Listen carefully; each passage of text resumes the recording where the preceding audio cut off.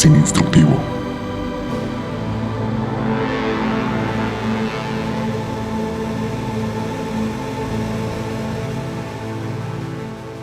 Se fue la luz y entonces empezó el caos. La gente se había desconectado de la tecnología. No había cómo cargar las baterías porque todas las pilas externas ya se habían acabado. La gente en la comisión intentaba solucionar quejas. Todos los medidores en ceros. Y mientras la ciudad se apanicaba, nosotros subimos a la azotea. Y entonces los vimos. Cientos de mujeres y hombres, uniformados y en camionetas, venían a salvarnos.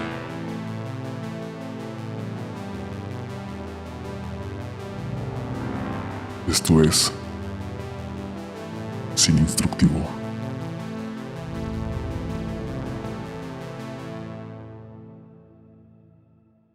Hola a todos, bienvenidos a una semana más de Sin Instructivo.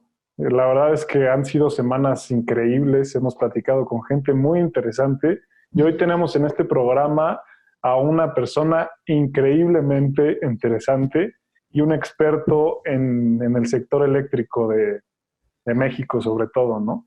En toda esta industria y el mercado de la electricidad. Entonces quédense si quieren saber un poco de cómo funciona la electricidad, qué pasa con el mercado eléctrico, qué ha pasado en estas transformaciones que se han hecho para el consumidor, para la parte de atrás también. Y recuerden que estamos en un podcast de tutoría y explicación tecnológica enfocado a todos aquellos que por alguna razón extraña o por mera dignidad se rehúsan por completo a leer los instructivos. Y estamos con Pepe Buganza, un ejecutivo que tiene más de 25 años de experiencia en diferentes industrias del sector público y privado. Tiene una amplia trayectoria en el sector del petróleo y energía eléctrica. Se ha desarrollado en evaluación de proyectos, en modelos de negocios, precios, crédito y riesgos. Todo esto es porque tiene pues, un background de administración, tiene una maestría en administración de la Universidad de Stanford. Ha participado activamente en la reforma energética, en el sector eléctrico, ha coordinado activamente los esfuerzos para implementar el mercado eléctrico mayorista desde la Secretaría de Energía, que esto ya se los explicará él con mucha más profundidad. Y también estuvo en el Centro Nacional de Control de Energía, donde se desempeñó como CFO, estuvo a cargo de los esfuerzos para implementar la Cámara de Compensación para las subastas de largo plazo y el sistema de gestión de riesgos para el mercado eléctrico mayorista, y actualmente se dedica a la consultoría regulatoria y estratégica y realiza operaciones de trading como trader y broker. Y pues la verdad es que es una persona con una trayectoria increíble. Justo antes de esto me estaba comentando que se necesitan como 7 años o más para entender realmente bien este mercado eléctrico. Entonces, pues sin más, le quiero ceder la palabra para que cualquier cosa que me haya fallado en mi presentación les pueda él platicar más. Pues muchas gracias, Santi. Pues mira, a grosso modo, lo único que tal vez agregaría yo es que los últimos 7 años de mi vida, del 2014 para acá, han sido bien interesantes y han sido pues prácticamente aquellos en los que yo me he vuelto o he estado metido de lleno, de pleno, al tema eléctrico. Con algo de experiencia previa, pero a partir del 2014 muy metidos con la reforma energética en la parte de electricidad, porque hubieron dos brazos, ¿no? La parte de oil and gas y la parte de electricidad. Curiosamente, a mí me jalaron para hacer la reforma energética en la parte de oil and gas, y cuando llegué a la Secretaría de Energía, la única persona que conocía algo del tema estudió conmigo en Stanford y me dijo, oye, ¿sabes qué? ¿Por qué no te vienes conmigo a hacer la parte eléctrica? Porque nadie en México le sabe. Un tema bastante duro de aprender, difícil, pero bien padre. Y fíjate que en algo que yo nunca imaginé, porque no me había yo metido de lleno, pues encontré la pasión de mi vida. Hoy es muy chistoso porque cada vez que hablo con mis clientes y estoy haciendo operaciones, me dicen, oye, se ve que te apasiona. Entonces, si ven que me emociono, dígame tranquilo, porque sí me emociono. La verdad es que me gusta mucho el tema. Bueno. Y este tema, sobre todo, me gusta mucho por algo, y lo digo mucho. Cuando uno cree que ya sabes mucho de esto, te das cuenta que te falta un chorro de saber, ¿no? Creo que de los pocos temas que son muy, muy, muy complejos y que cuando avanzas mucho te das cuenta que hay una gran cantidad de cosas ahí metidas y es muy retador y por eso lo hace muy padre. Cuando empezamos la reforma en el 2014, y ahorita que mencionaba los 7 años, hay 2 gurús que se consideran los gurús mundiales. Uno es Bill Hogan, que es un profesor de la Universidad de Harvard, y Frank Wallach, un profesor de la Universidad de Stanford. Y la Secretaría de Energía en ese momento contrató a Bill Hogan como experto para hacer una parte de la regresión que ahorita les platicaré más adelante.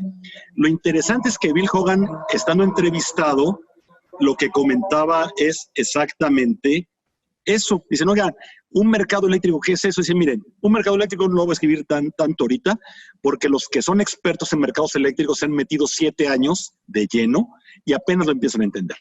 Entonces, eso yo creo que es algo bien padre, ¿no? Y te platicaba que está considerando las actividades más complicadas que existen después de aeroespacial. Aeroespacial hablando ya del espacio exterior. Entonces, pues yo voy a tratar de explicarles lo mejor posible el tema, sobre todo en tratarlo de ejemplificárselos y aterrizárselos. Y el tema por sí solo es un poquito complejo, pero van a ver que es bien padre y bien interesante, ¿no? Perfecto. Muy bien, pues antes que nada a nuestro público, como siempre vamos a empezar con una pequeña introducción histórica sobre el tema, un pequeño contexto antes de llegar a la realidad que nos va a contar Pepe el día de hoy, sobre qué es la electricidad, cómo surge, ¿no? Todos hemos escuchado seguramente la historia de Thomas Alva Edison después de quién sabe cuántos intentos prendiendo una bombilla, pero en realidad esto fue ya la culminación del iceberg de una trayectoria de investigación muy grande, ¿no? La electricidad es una forma de energía muy bonita porque es algo con lo cual los humanos hemos estado interactuando desde el inicio de nuestra historia, ¿no? Es algo que podemos ver simplemente por tormentas eléctricas o por otros fenómenos electromagnéticos que nos podemos encontrar día a día, ¿no?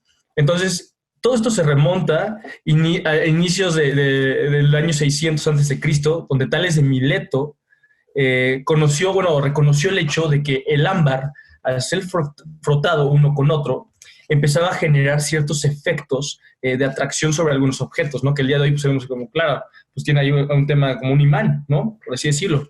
Y es por ello que de ahí después se le da el nombre de electricidad, de la palabra griega electros, que es ámbar. Es de ahí donde viene el origen justo de este nombre que le damos, y donde posteriormente estos mismos efectos que parecen magia, ¿no? De hecho, muchos trucos de magia de los primeros magos estaban basados en los efectos del electromagnetismo. Porque, pues, justo tal cual, o sea, ¿cómo es posible que alguien sobe 2 cosas y de pronto empieza a mover cosas sin tocarlas, ¿no? Es algo que la verdad rompe los bebés y los niños, es muy bonito verlos porque, pues, de pronto dicen, caray, ¿cómo lo hizo, no? O sea, es algo que saca de onda. Y posteriormente de aquí inicia toda una industria y una línea de investigación padrísima. Después tenemos a Benjamin Franklin, ya avanzando muchísimos años, cuando en 1706 empezó a demostrar ya la naturaleza de los rayos eléctricos, ¿no? Él observaba las tormentas y diseñó un pararrayos, ¿no? Los primeros pararrayos para tratar de atraparlo, como él decía, y entender cómo funcionaba, ¿no? Posteriormente empiezan a generar inventos como los lentes bifocales. Después salen científicos como Agustín de Coulomb, que sale con todo el tema de la balanza de torsión, y de ahí viene inclusive la medida de la energía que se mide en coulombs, la energía eléctrica. Después tenemos a Alejandro Volta, ¿no? Que él es el que construye la primera celda electrostática en 1745, con la cual empezamos a ver ya cómo no solamente es un fenómeno de la naturaleza, sino cómo podemos dominarlo y cómo podemos usarlo a nuestro favor. Justo con esto lo hizo con Luigi Galvani, que es justo donde salen los nombres de las celdas electrostáticas galvánicas, ¿no? Que después deberíamos dedicar un podcast a esto, pero es más o menos los principios donde se fundan lo que conocemos hoy como pilas. Las pilas nacen justo de estas celdas fotovoltaicas que después se empezaron a comercializar, ¿no? Así siguieron pasando los años, salieron personas como Sir Humphrey Davy, que desarrolla toda la parte de química, donde justo empezamos a combinar justo los elementos químicos para poder controlar más estas reacciones electromagnéticas y por ende generar energía a nuestro favor. Ya después Pepe nos contará cómo lo hacen ya a gran escala. Después siguieron avanzando muchísimas investigaciones, entró Michael Faraday, entró un danés que se llamaba Hans Christian Ørsted, que él es el padre del electromagnetismo, y ya empieza tal cual a sentar esta línea de investigación de física sobre todo, y de donde han salido muchos de los inventos que hoy pues utilizamos sin saberlo, ¿no? Todos los días. Después sale André-Marie Ampère, él fue justo quien empezó a ver todo el tema de la fuerza electromotriz y a quien agradecemos justo la medida de los amperes. De aquí viene toda la teoría de los motores eléctricos, inclusive los motores de combustión interna, ¿no? Todo esto viene basado también directamente en las teorías y en la ciencia que se fue desarrollando con estos personajes. Después entra en escena el alemán Georg Simon Ohm en 1789, que justo creó la ley de Ohm. A todos aquellos que fueron en la prepa y pusieron un poquito de atención, seguramente se encontraron con esta ley. Hasta la fecha es la más sencilla y la que domina y rige absolutamente todo lo que tenga que ver con electrónica, ¿no? Después tenemos temas como, gente como Kirchhoff y otros científicos que empiezan a generar cosas que poco a poco permiten la normalización de estos conceptos y a generar sobre todo oportunidades comerciales para la industria, ¿no?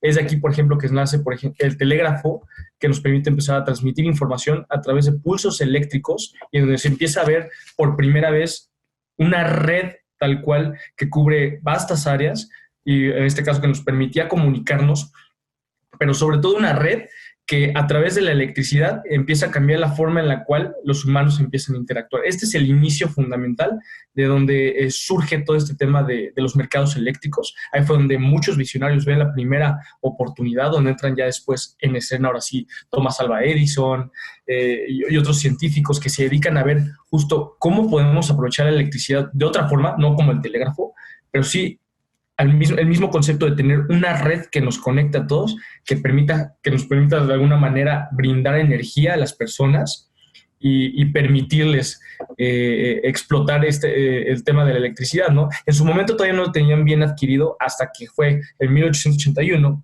que como todos sabemos, Tomás Alva Edison, o eso dice la historia, hasta ahora deberíamos hacer una investigación sobre eso también, Santi, porque hay mucha conspiración al respecto, o Nikola Tesla, o cualquiera de estos personajes, quien lo haya sido, en ese momento la humanidad logra por fin generar un foco, ¿no? Un foco, algo que traduce energía en, energía luminiscente, ¿no?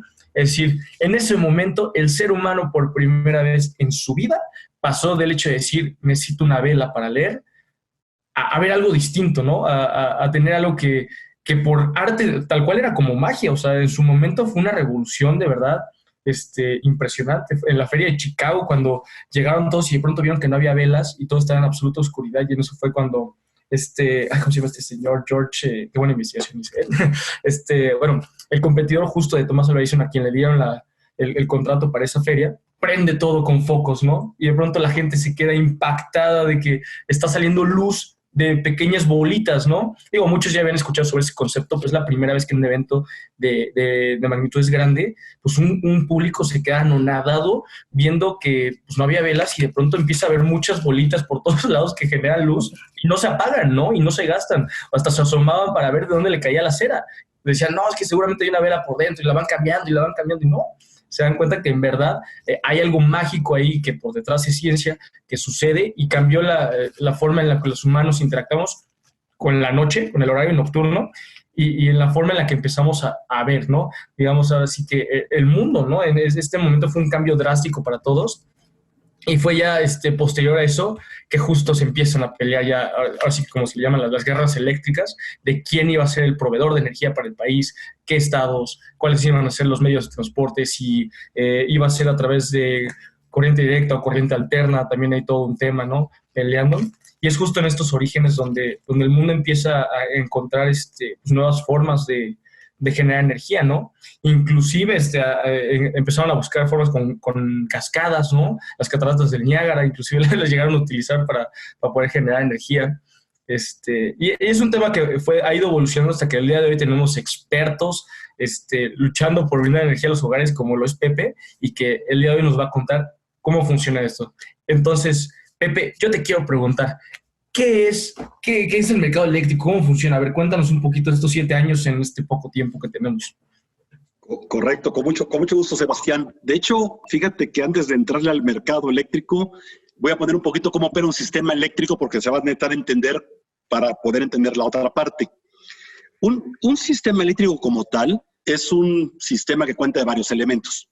Y los principales elementos, resumiéndolos, son centrales eléctricas que se definen como aquellas unidades capaces de producir energía eléctrica.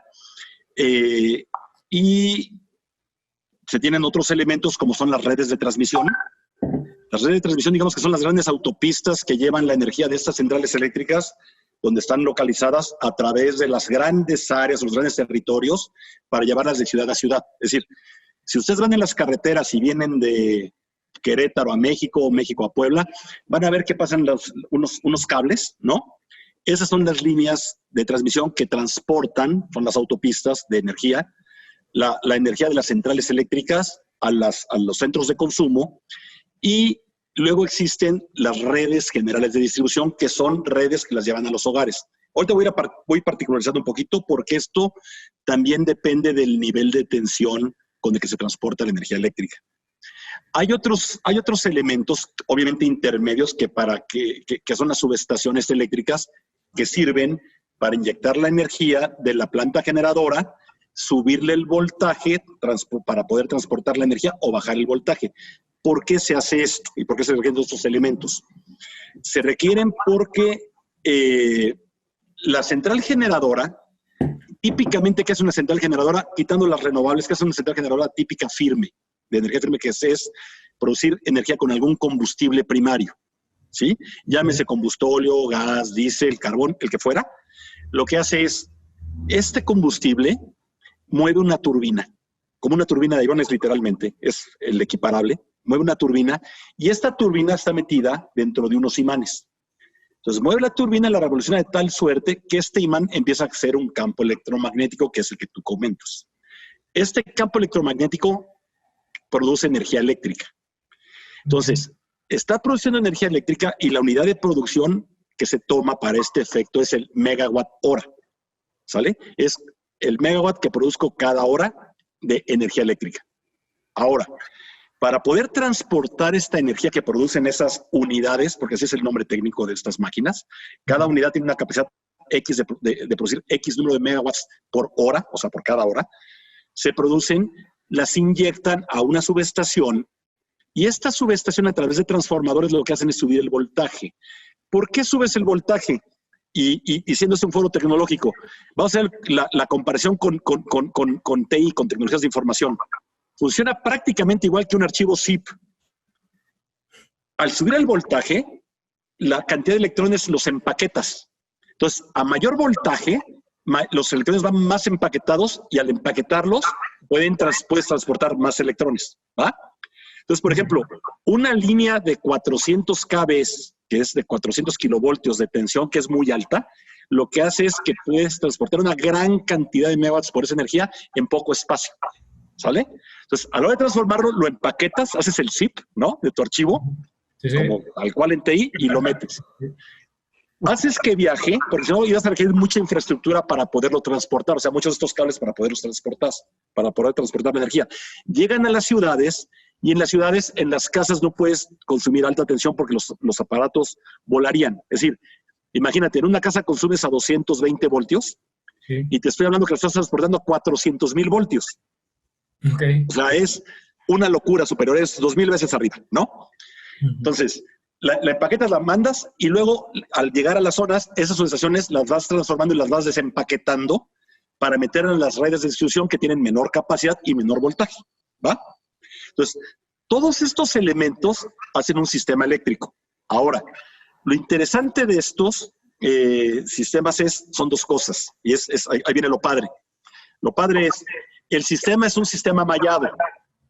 Toda la energía que tú vas inyectando en el sistema, está energizado ese sistema, esas redes, y la energía que tú inyectas no es exactamente la energía que llega a un cierto destino.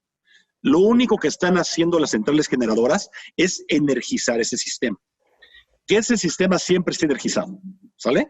De acuerdo, que hay una fuente tal cual de ingreso. Correcto, todas las centrales están inyectando, las demandas o los centros de consumo están retirando, y siempre, y ahorita les voy a dar el truco de esto, y lo que lo hace bien complicado, siempre tiene que estar energizado, ¿va? Ok. Por eso es un sistema mallado. Si el sistema no fuera mallado, se perdería esta energización del sistema y esa estabilidad del sistema. Ahora, en un sistema eléctrico, y aquí empiezan las complejidades, la oferta siempre tiene que ser igual a la demanda, porque el principal principio de un sistema eléctrico es que la frecuencia de ese sistema esté en 60 Hz. ¿Sale? Okay. En un operador, y les voy a mandar luego una foto, que es como un centro de operaciones del operador, que es el CENACE, que es como un cuarto de la NASA. Lo que tienen enfrente enorme, además de todo el resto, lo que está pasando, tienen 2 cuadros o 3 cuadros gigantes que dice 60. Y se está moviendo de acuerdo a la tensión que existe en el sistema. Si esa frecuencia de 60 cae o sube, todos los aparatos electrónicos fallan o truenan. Ok.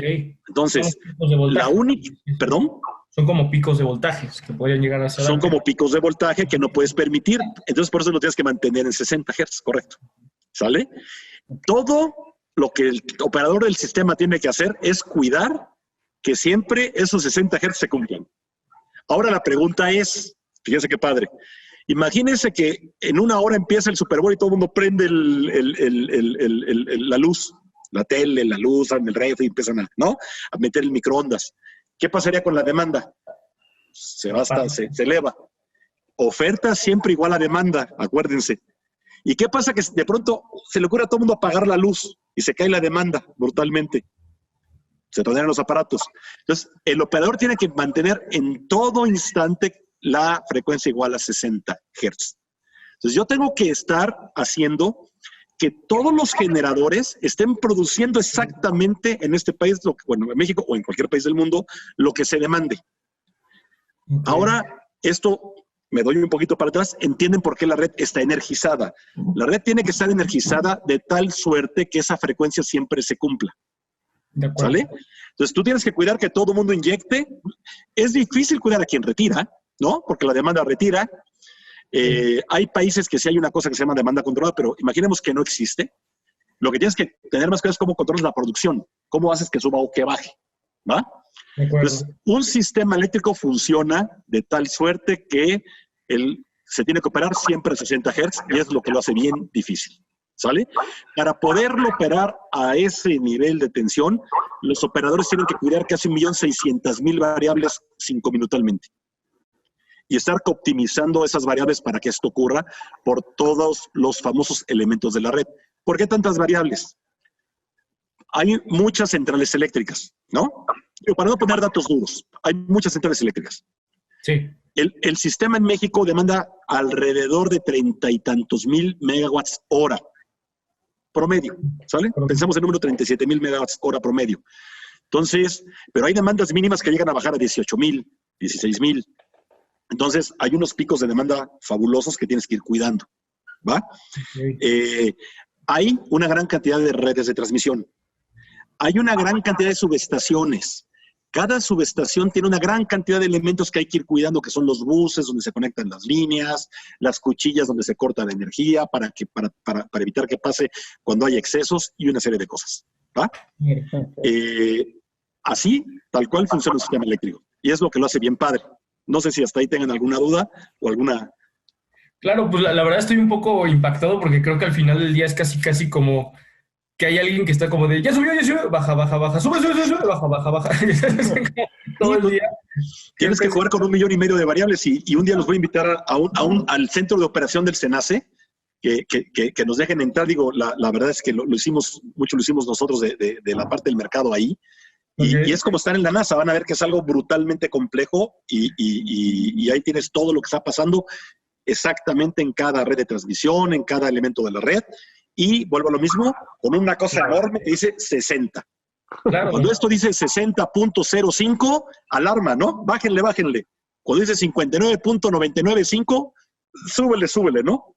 Véanlo así. ¿Qué pasa si la oferta es mayor que la demanda? Y está de moda el COVID, ¿no? Vamos a irnos al sector médico. ¿Qué pasa si alguien le mete una inyección en la vena? ¿Creen que le suba la presión sanguínea o le baje? Le suba. Le sube porque le estoy metiendo más líquido del que tiene, ¿no? Sí, sí. ¿Qué pasa si a un paciente le saca 1 litro de sangre, ¿no? ¿Qué le pasa a la presión sanguínea? Pues sí, baja completamente. Ok.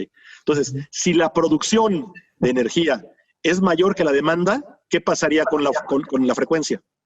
No, De pues 60. un paro cardíaco. Sería para arriba, ¿no? ¿Y qué pasaría si la demanda se chupa toda la energía y no se produce? Se desmaya. Se bajan los 60. Está cañón, ¿no? Sí, Oye, yo- entonces, pero me imagino que aparte de todo esto no solamente es como decir oferta y demanda, sino de que, híjole, explotó un transformador por alguna variación, alguna cosa, híjole, se cayó este poste de luz, híjole, está lloviendo y se desconectó este cable, o sea, de verdad hay un montón de cosas que pueden fallar a un detalle impresionante, ¿no? Sí, hablo de que tienes que optimizar u optimizar más bien 1,500,000, 1,600,000 variables sin considerar esas contingencias. Luego tienes que responder ante esas contingencias. Ok. Eso está padre, ¿no? De acuerdo. Y bueno, ese es un sistema eléctrico tal cual. El mercado todavía lo complica mucho más, pero no sé si hasta ahí quedó claro. yo tengo nada más una pregunta. Cuando baja cuando baja de los 60 Hz, ¿qué pasa? O sea, ¿hay una forma de controlar ese bajón? ¿O de plano es cuando experimentamos estos bajones en nuestras plantas de casa y nuestros equipos empiezan a fallar? ¿O cómo se controla eso? Tú eso lo tienes que controlar a nivel central a través de un operador. Y el operador acuérdate que ese es un sistema mallado y ese sistema mallado, como yo comentaba, que se llama Red Nacional de Transmisión, para efecto de la red que lleva la energía de ciudad a ciudad. Y las redes generales de distribución son las redes que se usan para distribuir la energía en las ciudades. ¿Sale? Entonces, tienes que tener alguien centralizado que pueda operar todo eso, pero es un sistema mallado. Claro. Si no hay alguien centralizado, ¿cómo haces que todo esto se pueda operar y mantener ese control? Sería imposible, ¿no? Entonces, el ente o la entidad que controla esto es el Centro Nacional del Control de Energía.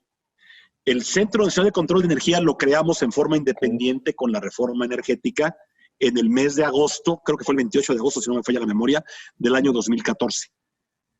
Okay. Ahí nace el SENACE. Esta figura en todos los países internacionales se conoce como el ISO, el ISO, les dicen. Es el Independent System Operator. ¿Sale? En Estados Unidos, por ejemplo, para que se den una idea, el país se dividió en diferentes sistemas. Un poquito como resultado de lo que decía Sebastián, que en el pasado se dividieron por zonas y además las líneas de transmisión tenían propietarios, ¿no? Eran derechos físicos. Ahora se vuelven derechos financieros, que lo hace mucho más complicado, y lo voy a tratar de explicar porque esto aún a los expertos internacionales en materia les revienta la cabeza cuando les hablas de un DFT. Y ahorita van a ver lo que es eso. Entonces, en Estados Unidos, como estaban separadas, por ejemplo, tenemos una entidad que se llama CAISO, que es California Independent System Operator. Tenemos en el medio de Estados Unidos uno que se llama MISO, se escribe, Midwest Independent System Operator. Tenemos al NY, ISO, New York Independent System Operator, ¿sale? O hay otros que son los RTOs, que son los operadores de la red, ¿right? Pero al final del día son ISO, son operadores independientes que controlan un sistema eléctrico. Y lo que hace ese operador es, cuando ve las fluctuaciones que tú estás mencionando, tiene que actuar de volada para equilibrar las frecuencias. Entonces, cuando es una fluctuación, es porque alguien la detectó antes de que te llegara a ti y ya la están arreglando a nivel central, porque el sistema que está energizado a nivel general, tampoco una caída de demanda instantánea se nota en ese lugar. Si tú apagas la luz, no se cae la demanda instantáneamente en ese lugar, porque tienes un sistema energizado, ¿no? Sí. El sistema, lo que tienes que controlar es que siempre esté energizado a la misma tensión. Es el secreto. Ok. Si cae algo y pasa una falla mayor, ahí vienen otras contingencias. Por ejemplo, un caso padre antes de entrar al mercado es, ¿qué pasaría si en una hora X se caen una serie de máquinas que no pueden generar? Vamos a pensar que es el día más nublado de la historia, no corre nada de aire, nos vamos a asfixiar, entonces no hay eólica y no hay solar. Y de toda la generación térmica suma 50,000 megas. Vamos a poner un ejemplo. No es así porque la generación térmica suma como 60,000, 60 y cacho, pero para efecto de ejemplo, suman 50,000. La demanda de pronto está en 45 y empieza a subir, a subir, a subir, y va a pasar a 51. ¿Qué pasaría ahí? No, pues Corta no, acá. limitas la demanda, la cortas. No sé. Exacto, es lo que hace. El operador hace lo que se llama un curtailment. Corta cargas y por eso es que hay zonas que se quedan grandes sin luz.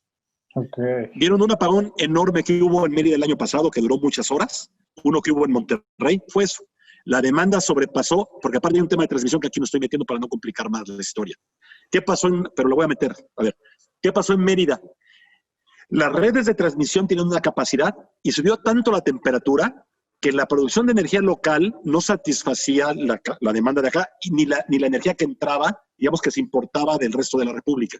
Entonces, al pasarse la demanda, se iban a fundir las líneas de transmisión y cortaron cargas y toda la ciudad cae en lo que se llama en un apagón, ¿no? Para reiniciarlo es el famoso Black Start o el arranque negro, ¿no? Se llama arranque negro porque a la hora que tú haces un corte de carga todo se pone negro, se va la energía, ¿no? Se oscurece. De acuerdo. El nombre es Black Start en inglés, en México le pusimos el arranque de emergencia. Entonces cortas cargas para quitar demanda y hacer que el sistema no falle. Y luego ya viene el reinicio del sistema cuando baja la demanda para empezar a energizar esa zona. Ok. Entonces me estás Eso ya diciendo es que cuando en un se va extremo. la luz y yo le marco a CFE todo enojado porque creo que se cayó un poste, resulta que todo está controlado porque Pero ahí es más básico. Aquí yo te estoy hablando del sistema en general. Ya Ajá. cuando a nivel red se cae la luz, puede ser que un transformador se haya volado. Ok, no es lo mismo. ¿No? No es lo mismo, no. Yo hablo digamos que todo lo que controla la energía en el país prácticamente es lo que ocurre a nivel transmisión, a nivel red de transmisión, la que transporta a todas las ciudades. Puede ser que en una ciudad, en X zona de una ciudad, venía alguien manejando, se distrajo y se llevó un poste y se voló un poste y voló los transformadores y se cayeron los cables. Eso produjo la caída de la luz en tu casa, que te quedes sin luz, y eso lo que se iba a hacer, imagínate que fue un daño grande en una colonia porque sonaron varios transformadores, hace que se caiga la demanda y el SENACE hace que la producción baje para que la red de transmisión esté energizada a lo que chupa la demanda. ¿Sale? La demanda en las ciudades, digamos que está agregada porque está tan pulverizada o tan granular, porque los consumos son tan chiquitos, ¿no? Ahí sí no son en megawatts, ¿no? Que son en millones de watts, sino son en watts literalmente, ¿no? Consume 5 watts, 10 watts. Entonces, es tan pequeño que el SENACE lo maneja en forma agregada, ¿sale? Okay. Las cargas pequeñas se conocen como cargas indirectamente modeladas. ¿Qué es indirectamente modelado y qué es directamente modelado? Yo para que una carga, un consumo, una demanda sea representativa, tiene que ser al menos de medio megawatt. Okay. Entonces, yo SENACE tengo modeladas las cargas de medio megawatt en adelante. Entonces, es así, cuando veo que una carga de medio megawatt desaparece o se afecta, tomo acción. Pero si se caen 2 watts o 3 watts, no pasa nada, ¿no? Okay. En 40 y tantos mil megawatts. O sea, acuérdense que 40 y tantos mil megawatts, que son la demanda, está hablando de 40 y tantos mil millones de megas. Entonces se caen 2 megas, no pasó nada, no hace ni cosquillas, ¿no? Claro. Esa falla es local porque cae un transformador, va a CFE y la regla y quedó, pero no afecta a nivel sistema, ¿no? El sistema ve más de medio megawatt en adelante y más como lo estoy platicando, ¿no? Hace pequeños hops y es como lo hace a nivel ciudad y obviamente las cargas que sí son directamente modeladas, que son mayores de 1 megawatt, muchos de los centros de producción son modelados directamente. ¿Por qué? Imagínense la fábrica de...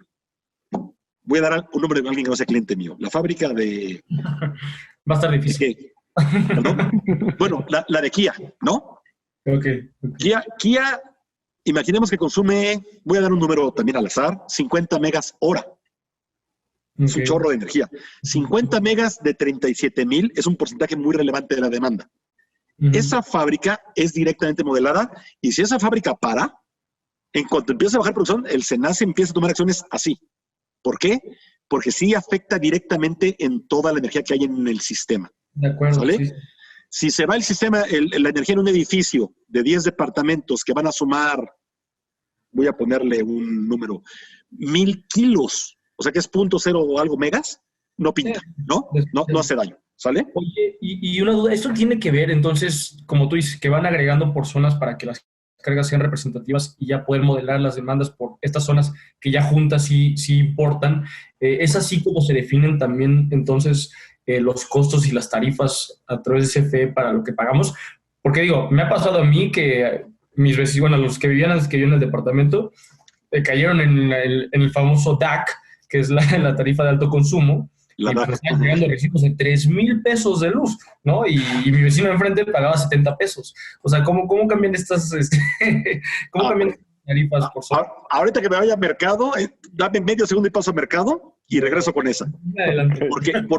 Porque esa es bien interesante y esa pregunta yo creo que le va a resolver mucho la duda a los consumidores pequeños de energía, o sea, a todos nosotros, por qué pagamos algo y en qué se diferencia un mercado por tipo de usuario y una serie de cosas. Lo que quiero dejar claro es que ya no hay dudas con un sistema eléctrico tal cual.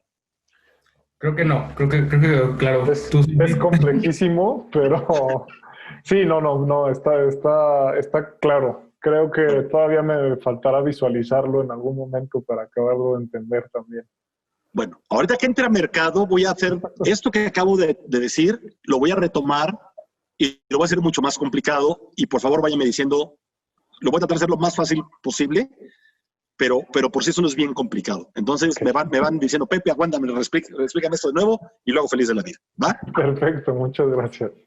Ahora, paso al mercado. Ahora, tengo que hacer que este sistema eléctrico que acabo de mencionar y que no deje dos cosas a propósito, porque son las voy a decir ahorita en mercado, sea económicamente eficiente. ¿Sale?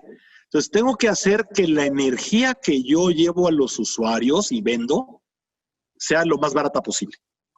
¿Y cómo lo hago lo más barata posible? Pues tengo que ver cuáles son las máquinas más eficientes para producir energía eléctrica para echarlas a andar en estas horas, ¿no? O todas las horas del día cuando la demanda va variando horariamente. Bueno, va variando mucho más granular, pero vamos a poner demandas horarias para hacer esto más fácil, ¿va? De acuerdo. Ahora, el sistema para un mercado, que fue lo que se diseñó en el 2014, es, antes CFE generaba energía eléctrica y la entregaba. No le importaba los costos. Teóricamente sí les importaba, porque ellos tenían una forma de costearlo, que era a través de un despacho económico y sacaban un índice de costos que se llamaba CTCP, costo total de corto plazo. Haciendo estudios, nos damos cuenta que los costos de producción no tenían bien definidos, por lo tanto el CTCP no estaba claro.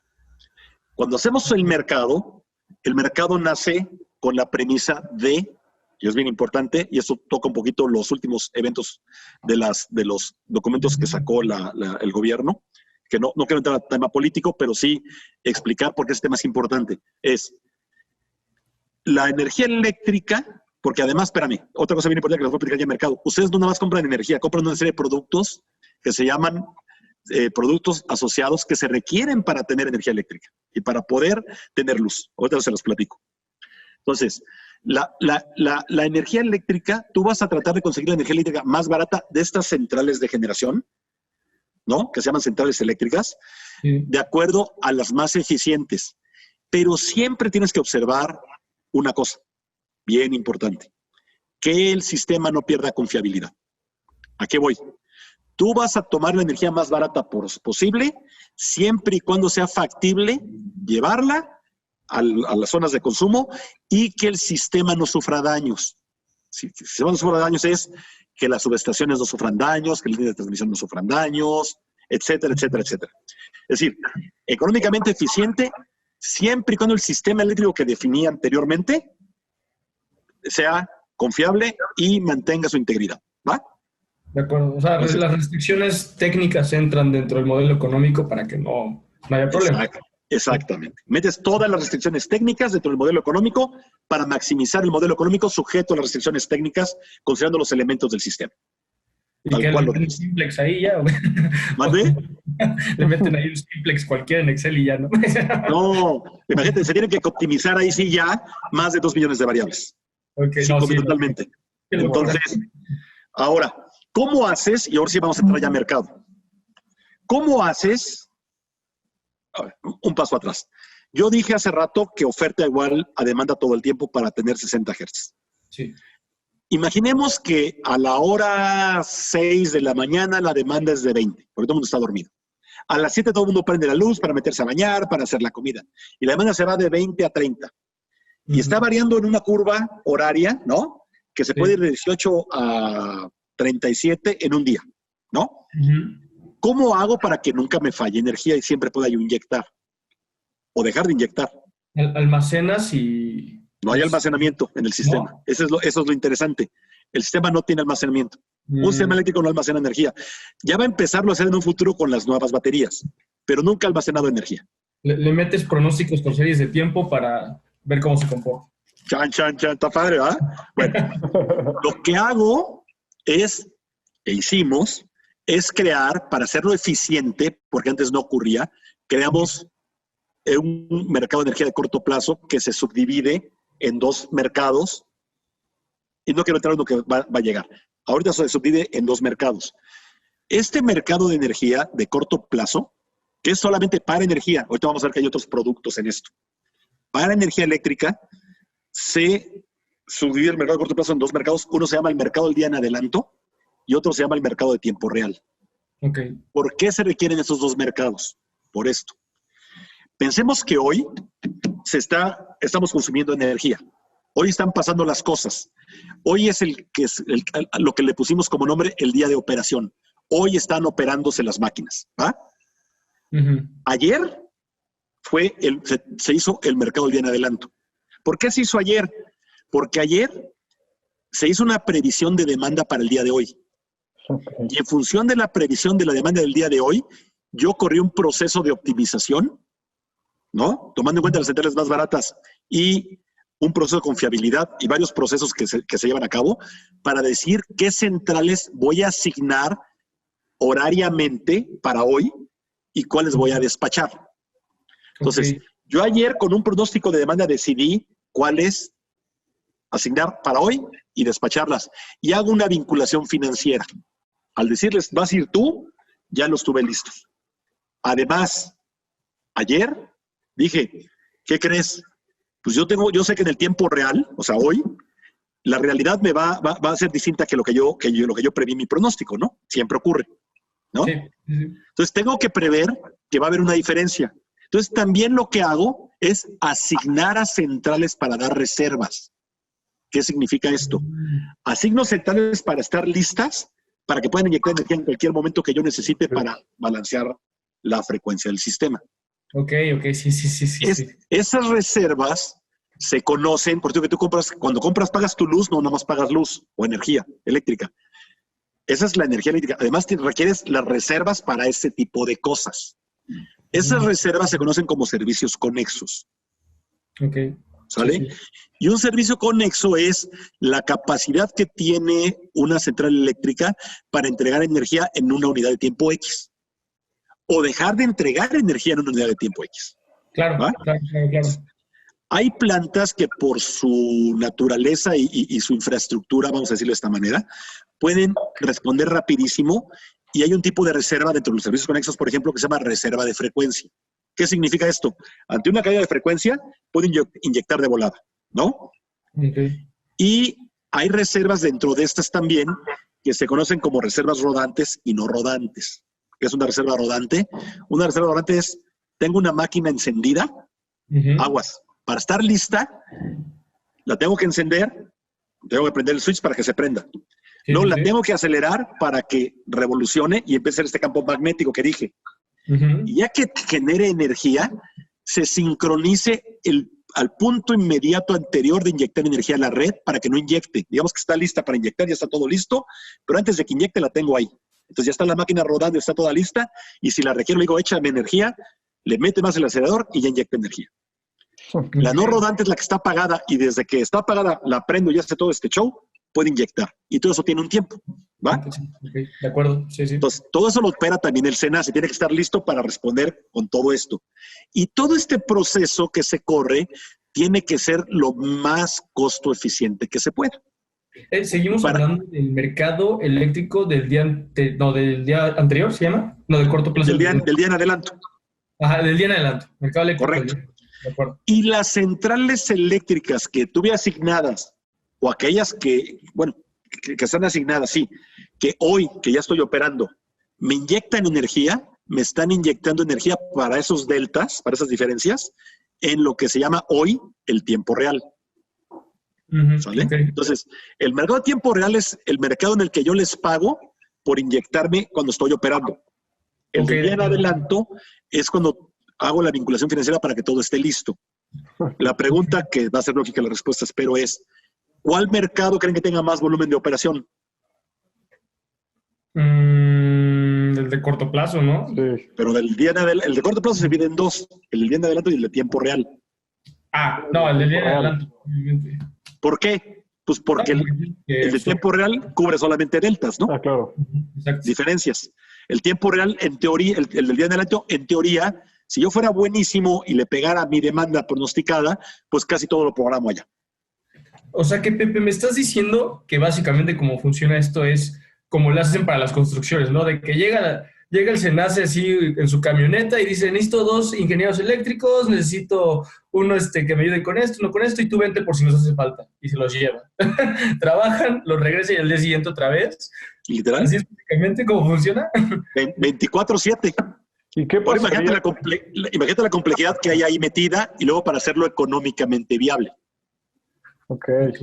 Y en ese mismo ejemplo que dice Sebas, ¿qué pasaría si el día de la construcción en realidad necesitaban a 4 ingenieros y no solo a 1? O sea, ¿alguna vez nos hemos quedado cortos o siempre hay plantas como de reserva que nos pueden dar Sí. energía?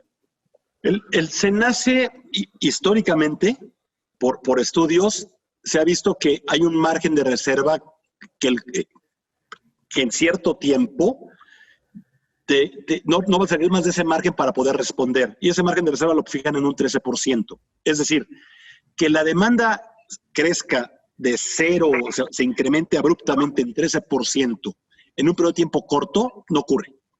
Si ocurriera que en una hora y media pasara, pues ya que quemaste las primeras, metes las segundas y las terceras. Pero siempre tienes un 13% de reserva con lo que vaya ocurriendo normalmente. Ok. A menos que llegues a tal nivel de demanda, como platiqué el caso de Mérida, que pues ya no hubo energía, tengo que hacer un corte, ¿no? Pero normalmente está listo. Ahora, esa pregunta es un 10, porque ahí voy a traer otro producto.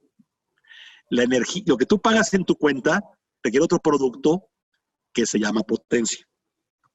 ¿Por qué se requiere este producto? La energía eléctrica, ¿cómo es el precio? Y también voy a tomar un poquito ahora sí lo del recibo, Sebastián. Perfecto. Es el mercado de energía hace que se haga un despacho económico. Y para hacer ese despacho económico, el operador, sujeto a las restricciones que platicamos, el operador lo que hace es, crea o construye una curva de mérito sujeta a varias restricciones. Y ahorita les voy a dar una bien importante. ¿Qué significa una curva de mérito? Es, pues, ¿quién tiene el mérito de ser despachado? Pues el que es más barato, ¿va? Entonces, formo esta curva, lo que hace es, formo las centrales existentes en el sistema de menor costo a mayor costo. Donde la demanda cruza la oferta, ahí es donde se obtiene el precio horario de energía, lo que se llama el precio marginal local. Okay. ¿Va?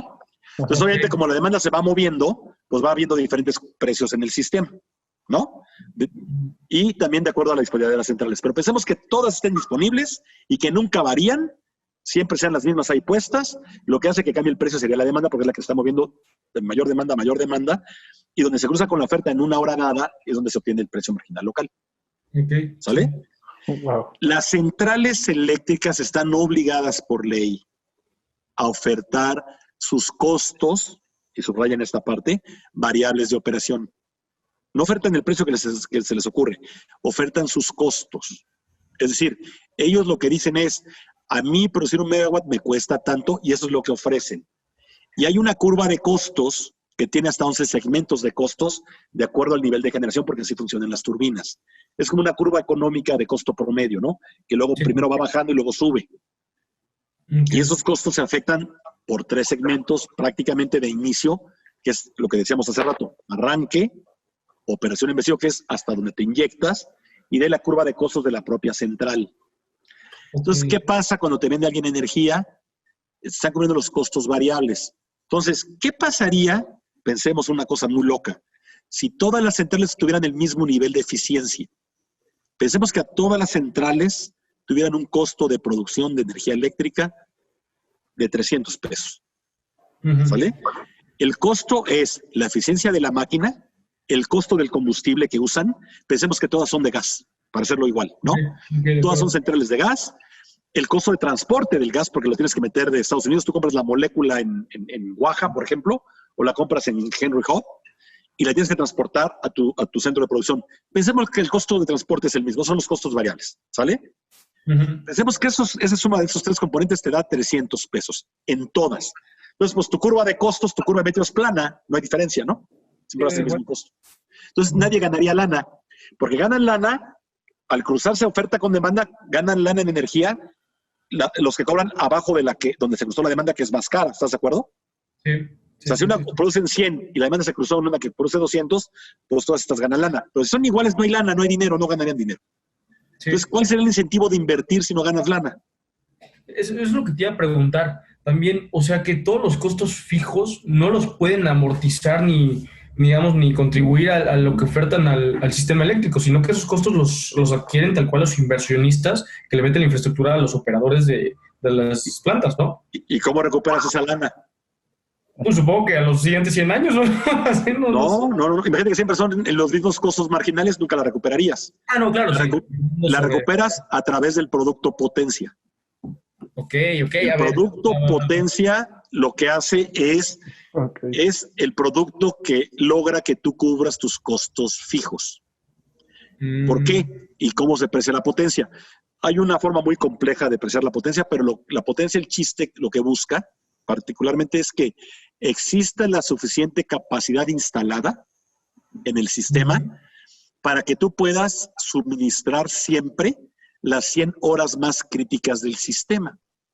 ¿Y cuáles son las 100 horas más críticas? Pues bueno, al principio del mercado son las 100 horas de mayor demanda. Las 100 horas de mayor demanda. ¿Qué significa esto? Pues si yo puedo cubrir las 100 horas de mayor demanda, pues puedo cubrir las demás, ¿no? Ok, sí. O sea, imagínate si yo cubro la hora de mayor demanda, pensamos que es 40,000 megas, la hora de mayor demanda, y yo tengo capacidad instalada para cubrirla, ¿puedo cubrir una de 38,000? ¿O una de 36,000? ¿O una de 30,000? Pues sí, porque puedo cubrir la hora de mayor demanda. ¿Por qué 100 horas? Porque puede ser que el día que hubo la mayor demanda, la mayor hora, pues todo el sistema estaba en condiciones la capacidad instalada estaba lista para generar energía. Pero ustedes decían hace rato, ¿qué pasa si hubo una explosión o hubo algún evento fortuito? Entonces tengo que tener más de esa capacidad. ¿Estás de acuerdo? Claro. Entonces, por el tema random se toman 100 horas.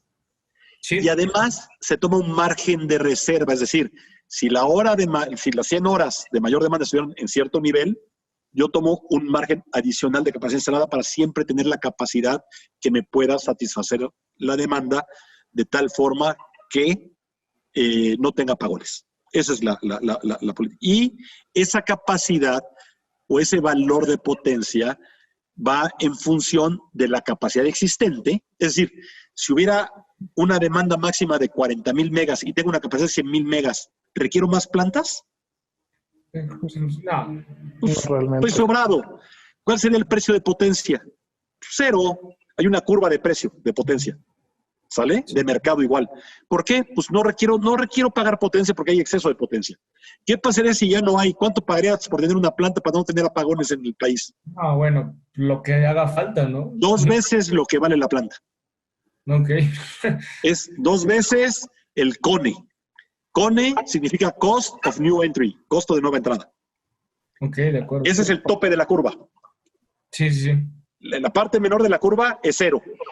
Y de acuerdo a cómo estuvo el sistema en potencia o en capacidad instalada, tú vas viendo las curvas de costos, cómo se van moviendo, y esas se proyectan para obtener los precios de potencia presente y futuros en función del costo de una tecnología en particular que tú requieras poner para cumplir con la capacidad que requiere el país para energía eléctrica y para reservas que platicaba yo anteriormente. Ok.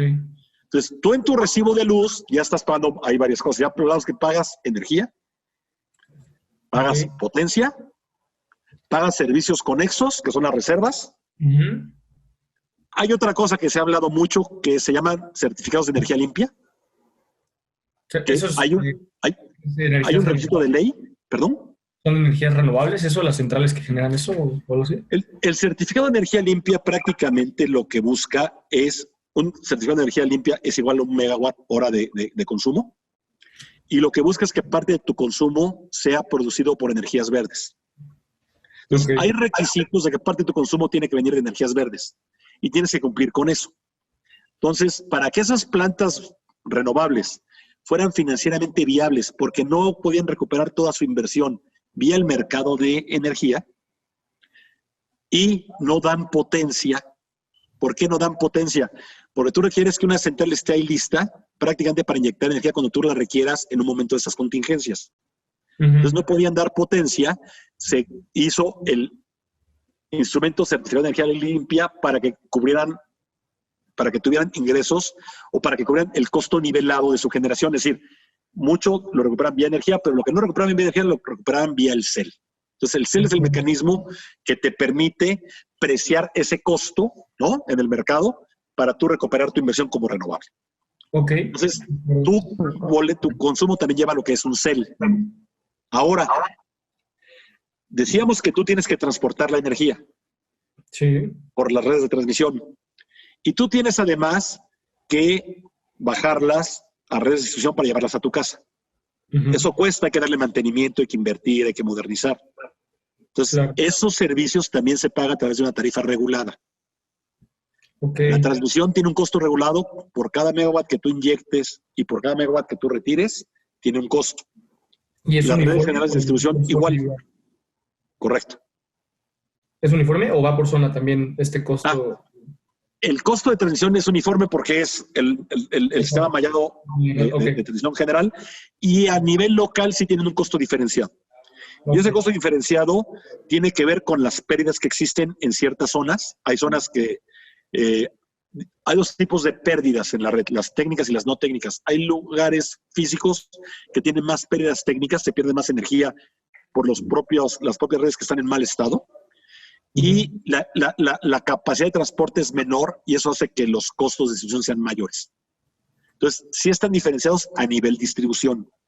Los mayores centros de consumo en cuanto a producción, llamamos la maquila, las fábricas, todos los centros productivos, normalmente están conectados a alta tensión, no pasa la energía por las redes. Los que estamos a nivel residencial, pasamos por las redes y pagamos una tarifa de distribución. ¿Sale? Okay. Mercado. El mercado dice ahora que la generación se vuelve abierta. Quien quiera puede generar. ¿Sale?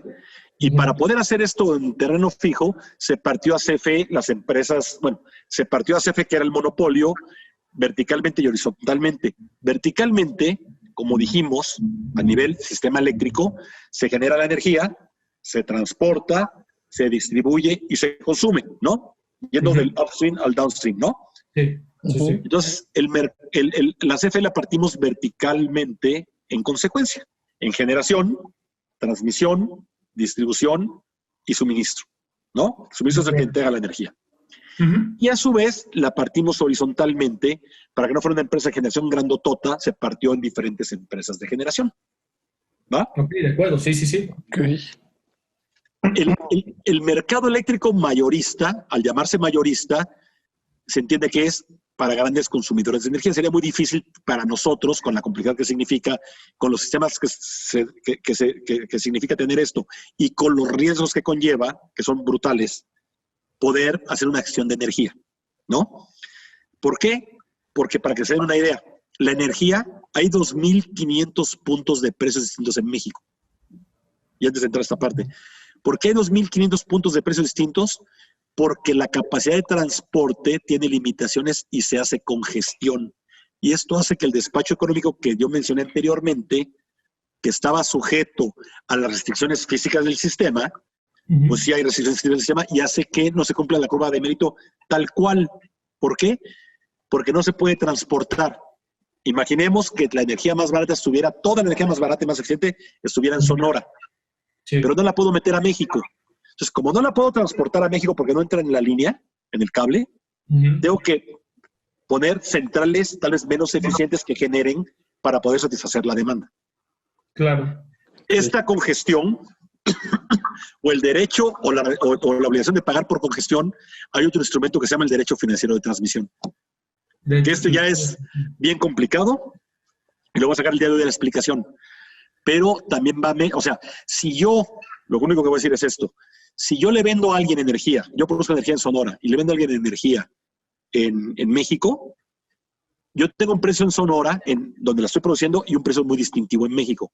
Por ejemplo, yo hoy los precios de Sonora, para dar un ejemplo, vamos a ver el precio horario. A ver, voy a poner un ejemplo. El precio de Sonora promedio estuvo hoy en día en 580 pesos. Y el precio en México, 860 pesos. Hay una diferencia de 300 pesos. Derivada principalmente de la congestión y también de ciertas pérdidas que tiene el sistema. Pero pensemos que es la congestión. Entonces, si tú me compras energía a mí, ya sea, por ejemplo, en México, yo te la vendo en 580 y tú la compras en 860. Sí. Esa diferencia que tú no me pagas a mí, la pagas por congestión. ¿Sale? ¿A quién se la pagas? Al que tenga el derecho financiero de transmisión. ¿Por qué existe un derecho financiero de transmisión? Porque las redes ya no son físicas.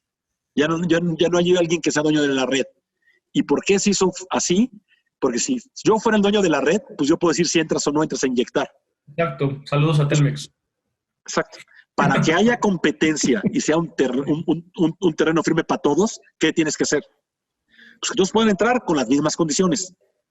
Entonces, las redes se vuelven de acceso abierto y quienes invirtieron en las redes tienen los derechos financieros de transmisión, pero tú puedes entrar sin ningún problema.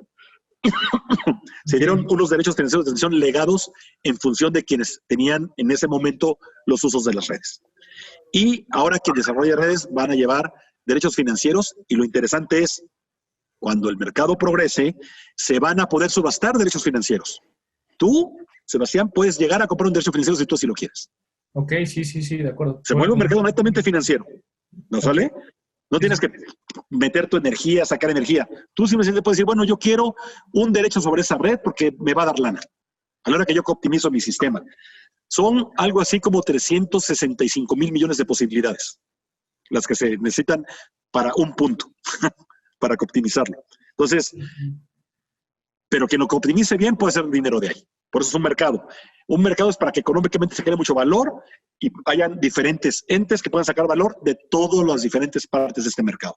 Y de todos los diferentes instrumentos de mercado, llamando como instrumentos de mercado los diferentes que acabo de decir ahorita. Sales, potencia, energía, derechos financieros de transmisión, etc. ¿Sale? Okay, de acuerdo. Entonces, ahora, como es tan complicado, el usuario final que es chiquito, tú, yo y todos, pues es imposible tener toda esta locura de optimizaciones de miles y millones de variables y las volatilidades de precios y los riesgos que conlleva, que si varió el gas, el tipo de cambio, cómo fue el despacho, si se cayó un sistema, si hubo congestión. Es una locura. Claro. Entonces, por eso es que el mercado se vuelve mayorista, para que solamente entidades que tienen la gran capacidad económica para financiar estos proyectos, cubrir los riesgos con garantías, hagan compras y hagan transacciones, y estos entes lleven ese beneficio a sus clientes. Entonces se vuelve un mercado en el que se abre a la generación, todos los generadores pueden entrar, la transmisión y la distribución se deja en manos del Estado. ¿Por qué? Y eso es fácil de contestar de alguna manera. No porque lo que diga la Constitución y... Hay un principio el cual justifica lo que dice la Constitución, que es, yo comentaba que un sistema eléctrico es mallado. ¿Sale? ¿Cómo haces? ¿Cómo se lo das a alguien? Si tú eso se lo das a alguien, al final del día le estás dando a alguien un monopolio. Es un monopolio natural. Es un sistema mallado, todo está interconectado. ¿Sale? No puede haber dos, ¿no? Es un solo sistema. Entonces, al ser un monopolio natural, ¿a quién se lo das? Pues sí, al Estado. Al Estado. Sí. En teoría, pues debería ser un libre competencia. No, lo tiene el Estado y él cobra su ingreso vía a través de una tarifa regulada por lo mismo. Okay, no tiene ingreso y él tiene que dejar que todo el mundo entre. Bueno, la política dice otra cosa, pero lo que dice el espíritu de la ley y lo que debe ser en términos económicos es el acceso es para todos y es abierto para todos y hay un proceso para interconectarte que está muy regulado. ¿sale? Ok. Pero sí es bueno que el Estado tenga el control de la red, porque es un sistema maya, es un monopolio natural.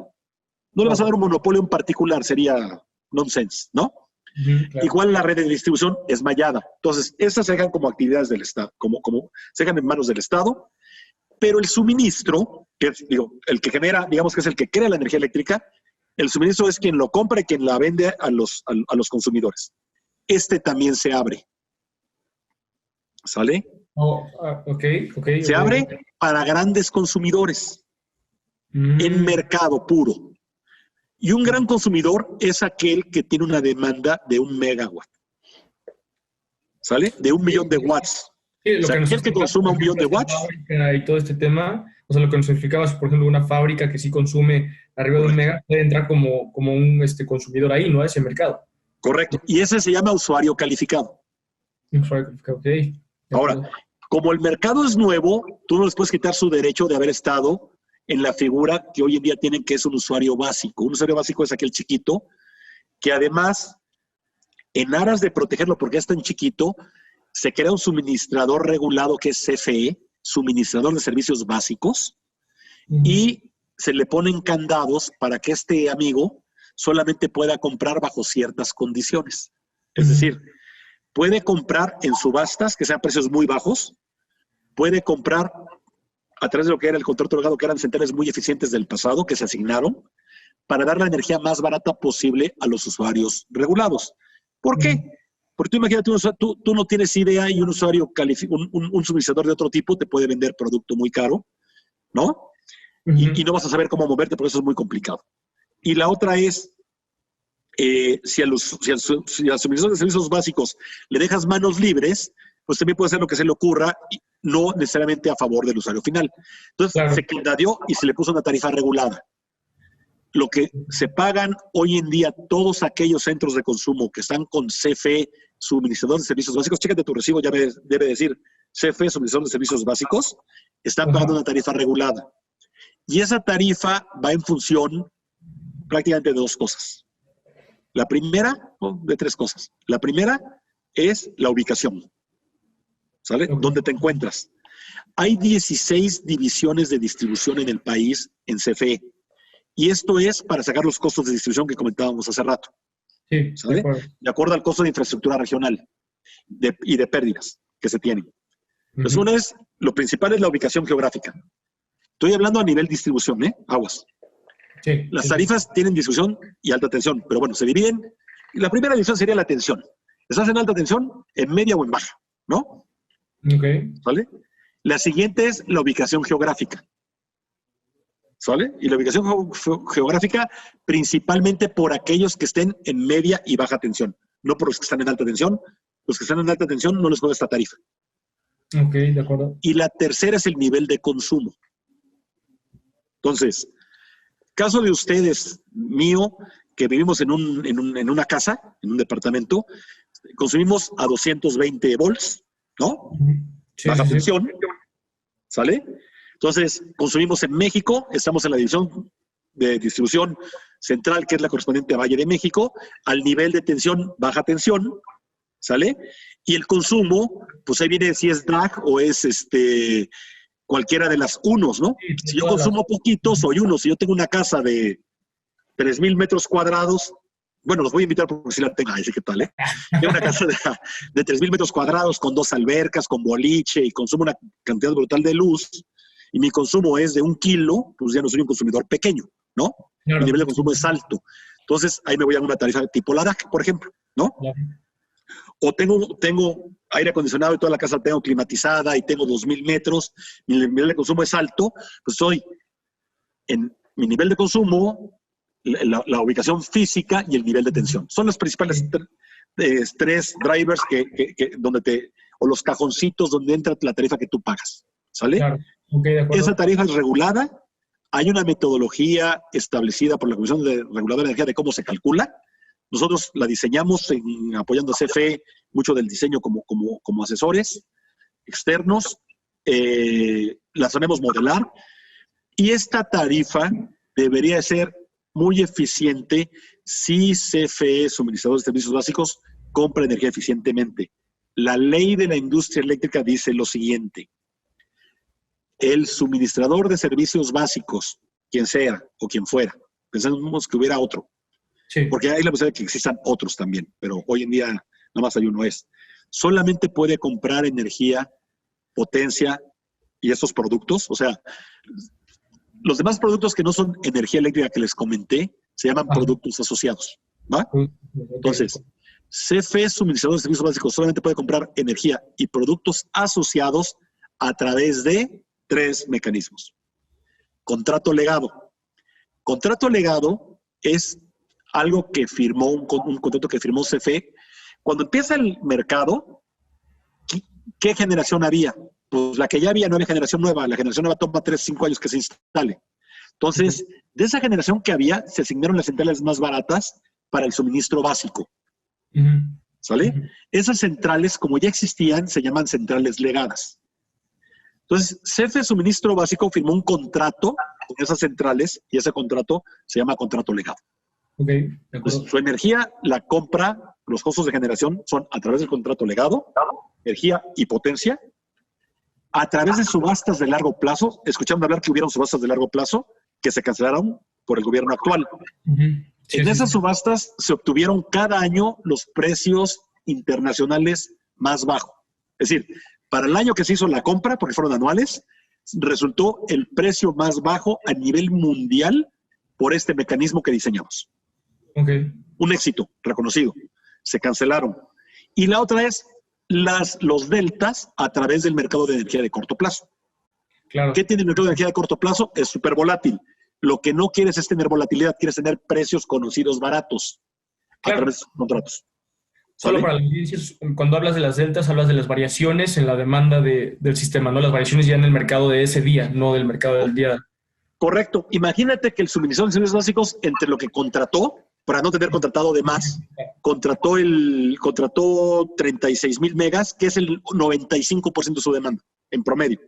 Los deltas que van a existir por cambios de demanda, esos vas y los compras en el mercado de energía de corto plazo. Sí, de acuerdo. ¿Vale?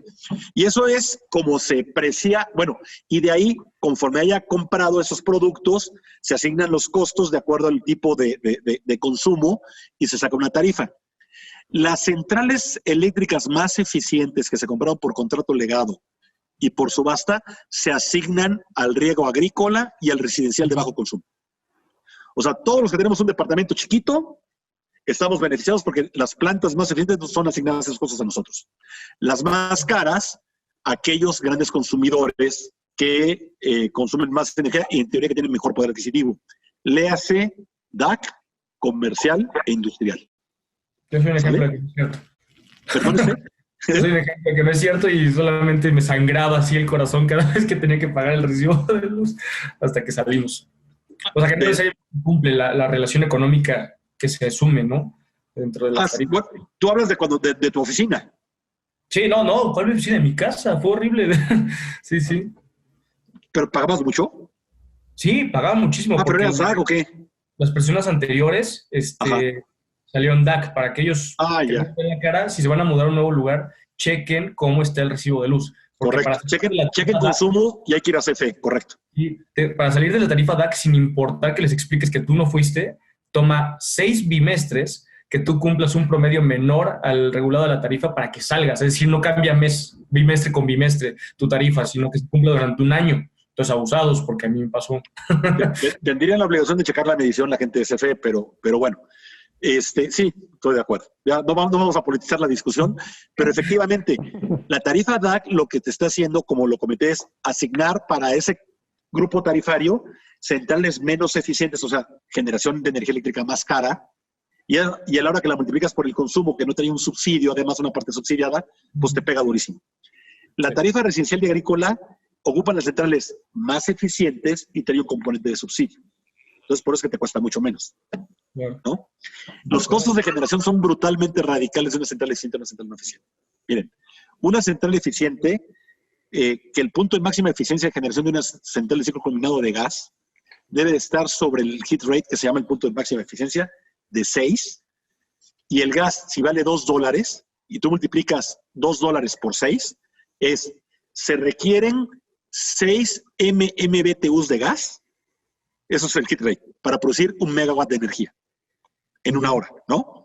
Entonces, si una unidad térmica de 6, que requiere 6 mmHg de gas, y el gas, la molécula, vale $2, te costó $12. 300 pesos producir ese megawatt hora en gas. Una central ineficiente de diésel te puede costar 7,000 pesos.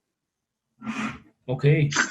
Entonces, Los cambios son brutales. brutales, brutales. El mercado lo que busca, y para eso se diseñó, es para mandar señales económicas de precios en todo el sistema, por eso somos 2.500 puntos de precios, de donde hay precios interesantes para que centrales eficientes vengan a instalarse. Y al tener centrales eficientes, el resultado es que los precios de energía se van a desplomar brutalmente. Claro, claro, claro. Las centrales existentes antes del mercado eran brutalmente ineficientes, muy caras, los combustibles que usaban eran muy, muy caros. Entonces, el mercado lo que buscó es, abro esto a que pacten entre privados y busquen eficiencias del sistema que las lleven obviamente a sus consumidores. Y se ha logrado mucho. Te estoy dando un precio ahorita en México de 860 pesos, creo, ¿no? Promedio. No me acuerdo. Sí. 860 pesos promedio. Y para que les dé risa, precios que en horas fueron menores a 500 pesos. El precio promedio histórico en México no bajaba de 1,000, en estas épocas del año, en mayo, junio, no bajaba de 1,500 pesos. Ok, o sea, de la mitad. Sí, ¿no?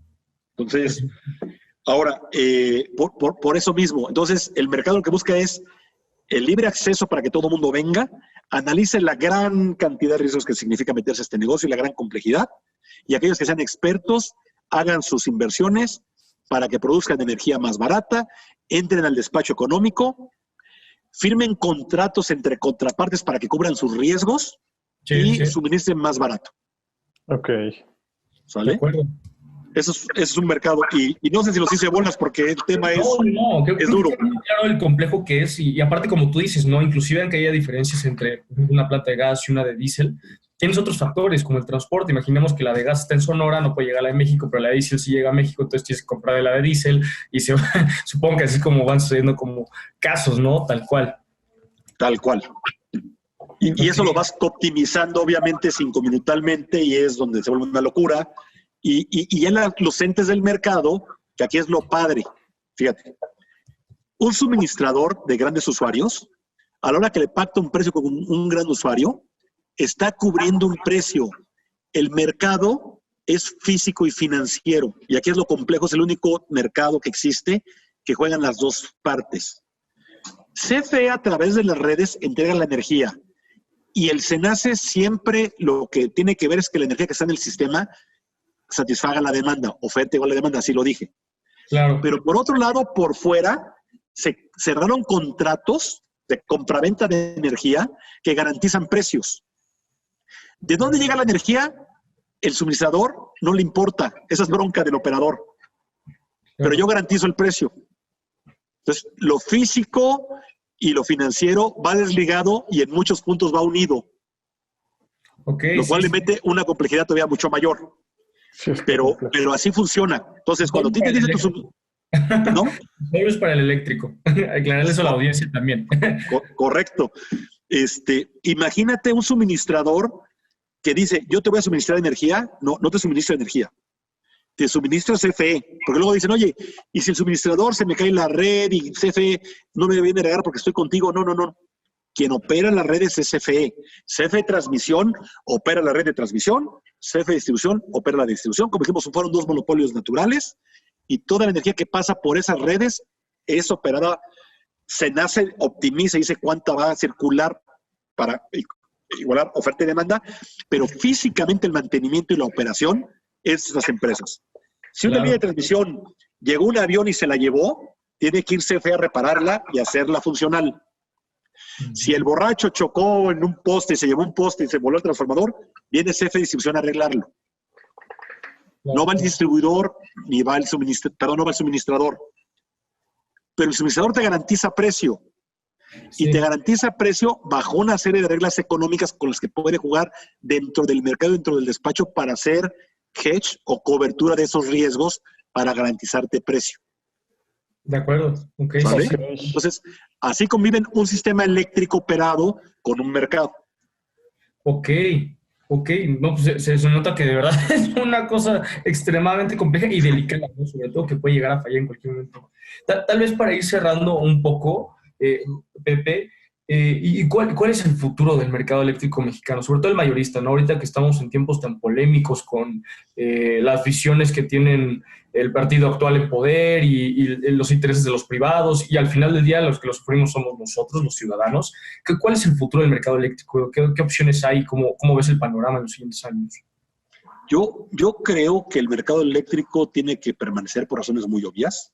Es comprobado que históricamente la competencia es lo que te vuelve eficiente.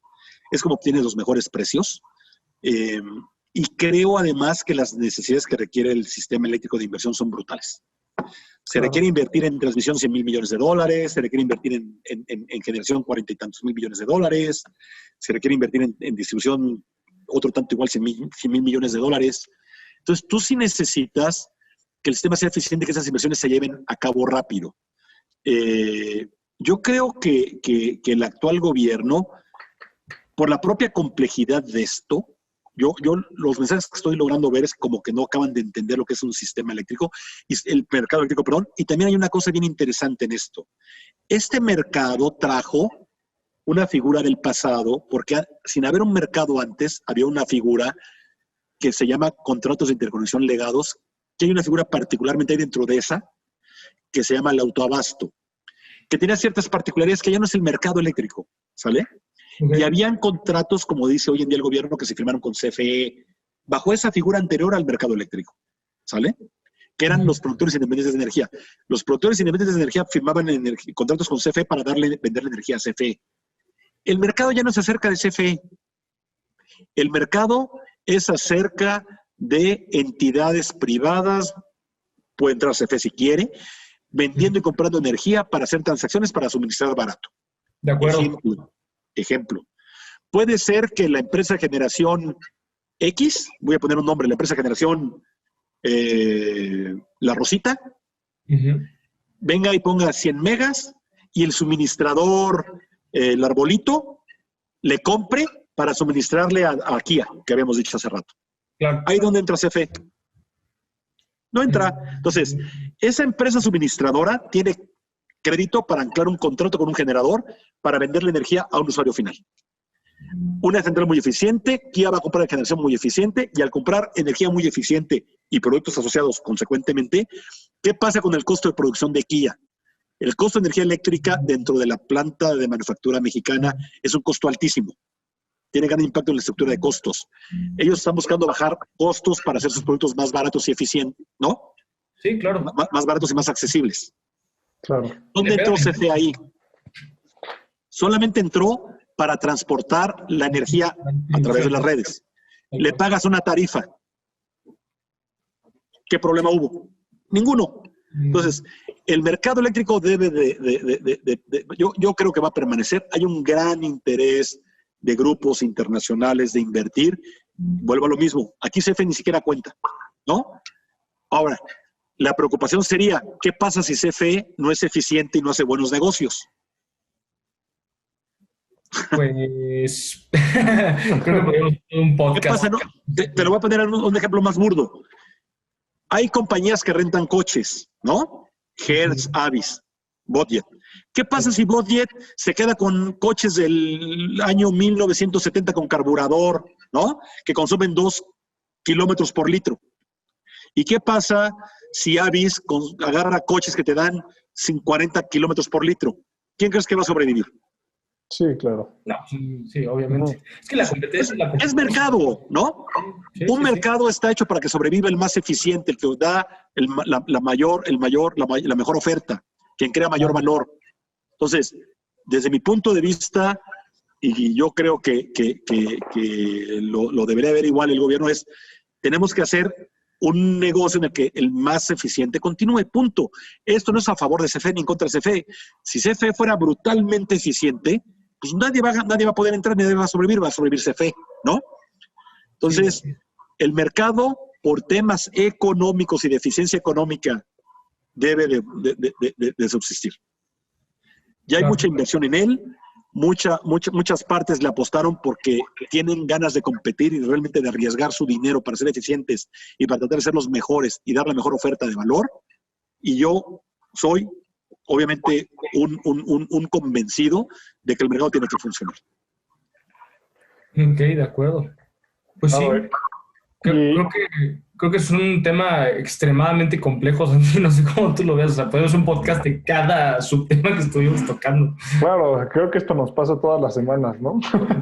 Que hablamos de temas bastante complicados, que surgen nuevos temas de eso. Yo lo único que quería preguntar es, ¿dónde tienen cabida como todas estas energías renovables y qué es lo que va a acabar pasando con la generación de energía eólica o la generación de energía solar? Y cómo va a revolucionar eso, la industria energética. ¿Te acuerdas? Y fíjate qué buena cabida tienen. Yo decía hace rato, y creo que aquí está también lo padre del asunto. Yo decía hace rato, la energía eléctrica, el costo de la energía eléctrica se basa en los costos variables de operación, ¿no? De las centrales que producen la energía eléctrica. Y yo dije hace rato también, el costo de una central principalmente térmica es el costo del combustible que se usa, el costo de transporte de ese combustible, hay que traerlo, ¿no? Y obviamente el costo de mantenimiento que le das a la central. Digo, tienes que tener gente que la opera, tienes que meterle químicos y líquidos para darle mantenimiento a las máquinas, limpiarlas, tenerlas al tiro. Ahora vamos a las centrales renovables. ¿Cuál es el costo del combustible de la solar y de la eólica? ¿Cuánto vale el sol y el aire? Cero. Cero. ¿Cuál es el costo de transporte del sol y del aire? También. Cero. Cuando entran a despacho, en esta curva de mérito que van de menor costo a mayor costo, ¿quién creen que se forma primero? Sí, Pues sí, claro. Las renovables, ¿no? Ajá. ¿Por qué las renovables? Porque tienen costo cero. Si una térmica súper eficiente tiene un costo de 300, que son muy contadas en este país, tiene un costo de 300 pesos por megawatt hora, y una eólica y una solar tiene un costo de 2 pesos, siempre entran a despacho. Estas unidades son unidades que se conocen como Moss Run, que fue lo de la controversia que hubo. ¿Por qué se conocen como Moss Run? Siempre deben de correr, porque siempre están encendidas porque son costo cero. Entonces se vuelven lo que se llaman price takers, tomadores de precio. Entonces, ¿qué pasaría con estas unidades, con estas centrales? Pues que entren todas. Así está hecha la ley. El artículo 16 de la Ley de Transición Energética, párrafo 1 y párrafo 2 o apartado 1, apartado 2, dicen que se tiene que permitir el acceso a todo este tipo de energías sin discriminarlas y que se tiene que prever en los programas de ampliación de la red que su incorporación al sistema no cause daño y que puedan ser despachadas en sentido económico. Está claro la ley y el espíritu. ¿Por qué? Porque son económicamente viables además de ser verdes, ¿no? Sí, aparte ayudas al planeta, ¿no? O sea, deja tú si es eficiente, si es un costo más barato, o sea, ayudas al planeta, ¿no? Además ayudas al planeta, pero además tienen costo cero. Sí, sí. Entonces, si tú en el día, o tú hicieras el mix perfecto en un país de energía, a ver, la energía solar tiene una curva de generación que empieza a generar como una campana de Gauss, ¿no? Empieza a generar a las 7 de la mañana y se acaba cuando oscurece, a las 7 de la noche. Y en las horas de mayor sol, pues está más alto, entonces sube y luego baja. La eólica es más estable. Si tú sabes eficientar estas dos tecnologías y las juntas, puedes ser casi autosuficiente con estas dos energías. Como con Alemania, un poco de ¿no? respaldo y de reserva de energía firme, que es lo que platicamos. Si tuvieras suficiente capacidad de transporte. El problema es que no hay la suficiente capacidad de transporte por X o Y cosas que no quiero politizar. Pero en los programas de ampliación se consideraban estas ampliaciones y no se han llevado a cabo. ¿Va? Claro. Entonces, ¿cuál es el futuro? Yo creo que el futuro debería de ser hacer los refuerzos que se requieren en las carreteras, ¿no? En los sistemas de transporte de estas energías para poderlas incorporar sin ningún problema y que esa intermitencia que se tiene, intermitencia es, Se modele. no estoy seguro si sale el sol o si sopla el viento y puedo tener variaciones. Exacto, es lo mismo. Correcto. No puedo tener reservas. ¿Se acuerdan que hablaba yo de las reservas? De tener listo ahí el amigo para que inyecte. Tal vez no puedo tener esa capacidad, pero por algo tengo centrales que las pueden dar y se les pagan. Exacto. Entonces, un sistema eficiente sí debería de funcionar. Entonces yo Claro. creo que el futuro de las energías renovables, para mí es claro que tiene que seguir, ¿no? Y volvemos a lo mismo, en sentido económico. Si una central renovable se va a ir a colocar en algún lugar en la que económicamente ya no es viable porque el precio es tan bajo que no se viabiliza el proyecto de inversión, el agente económico que la va a desarrollar es tan inteligente, principio de economía, los inversores son racionales, es Claro. tan inteligente que no se va a ir a poner ahí. La idea de controlar cuánta generación se pone por ubicaciones, ¿para qué? ¿No? Eso es un control. No. Tú, como agente económico, económicamente vas a decidir si te pones o no te pones, si te es o no rentable. ¿No? Así se diseñó. Y Estoy de yo acuerdo. creo que ese principio, yo espero que siga de aquí para adelante, porque además nos va a permitir el tener el sistema más eficiente. Está comprobado que cuando un sistema se vuelve económico, se buscan las mayores economías que al final del día se traducen en dinero. Claro. Nadie va a invertir en algo que va a perder. Bueno, a menos que haga una mala inversión, ¿no? Claro. No racionalmente al menos, ¿no? Voy a mandar este podcast por correo al gobierno de México, a la Secretaría de Bienestar. Voy a exigir mi bienestar con inversiones en energías renovables. No, vaya, yo he visto que todos los países que han tenido mayor desarrollo, todos han buscado tener un desarrollo en sentido económico. O sea, a la hora que todos los agentes, y lo mismo pasa en los mercados financieros y en todos, a la hora que tienes más agentes buscando, ¿no? Dónde hacer eficiencias para tener utilidades, es cuando un sistema se vuelve económicamente más viable y más eficiente. El mercado eléctrico mayorista se basa en el mismo principio. Entonces, si tú quieres tú quieres regular el crecimiento, la expansión, pues pierde el sentido económico. La ley lo dice, donde acabo de citar, claramente que tiene que hacerse en sentido económico, ¿no? Totalmente. Entonces yo espero que el futuro de las renovables sea promisorio, que el mercado realmente camine para que madure y tenga gran liquidez y veamos todos los beneficios que va a conllevar y que todo esto siga para adelante, porque además creo que es inversión que se requiere en el país para que el propio país pues, tenga un desarrollo, ¿no? Crezca, claro. Excelente. Bueno, Pues Pepe, creo que ha sido una sesión extremadamente activa a toda nuestra audiencia y a mí me queda claro que el hecho de que yo pueda conectar dos palitos en uno yo en la pared y ¿Está más obtener difícil que eso? muchísimo trabajo por detrás y muchísima complejidad que por gente como tú, preparada, están tratando de resolver todos los días. Claro. No sé si te gustaría agregar algo, Santi. sí, a mí me queda muy claro por qué se necesitan 7 años para poder entender un poco, porque pues con una probadita ya nos damos cuenta de todo lo que se requiere, ¿no? Y de todas las profesiones que seguro están involucradas dentro de esta cadena, ¿no? Porque están todas estas personas que tienen que estar pronosticando la demanda, así como también están, supongo que los ingenieros eléctricos, debe de haber gente en comunicaciones que debe de comunicar las necesidades de una central a otra y así en mil cosas, ¿no? ¿Qué es lo que acaba pasando con la tecnología? No es que un sector sea el experto y que una persona sea el experto y que sea solo de los ingenieros o solo pues no sé, la gente que está involucrada en la electricidad, ¿no? Sino que se acaban involucrando muchas áreas y como ya lo veíamos en la sesión pasada que platicábamos, que ya incluso la carrera espacial se está volviendo entre particulares y cuando eso pasa los costos bajan pues porque se empieza a competir el mercado. Creo que hay una posibilidad gigantesca de todo lo que va a acabar pasando. Y pues qué apasionante y qué bueno tener una persona tan preparada. Otra vez es el ejemplo de que ya hemos tenido durante todos los demás podcasts de que los mexicanos tenemos tanto capacidad como creatividad para resolver las cosas. Y pues qué honor tener esta plática con una persona tan preparada, una persona que sabe tanto del tema, que le apasiona tanto, porque así como tú nos decías que se te notaba la pasión, es cierto, 100% cierto, que es una pasión que se nota y se siente y se palpa y todo. Entonces, pues muchísimas gracias, Pepe, por estar aquí, de verdad, gracias por darnos tu tiempo. Acuérdense de que lo pueden encontrar en LinkedIn, en LinkedIn, su perfil de LinkedIn se los vamos a pasar también, es muy interesante toda su trayectoria.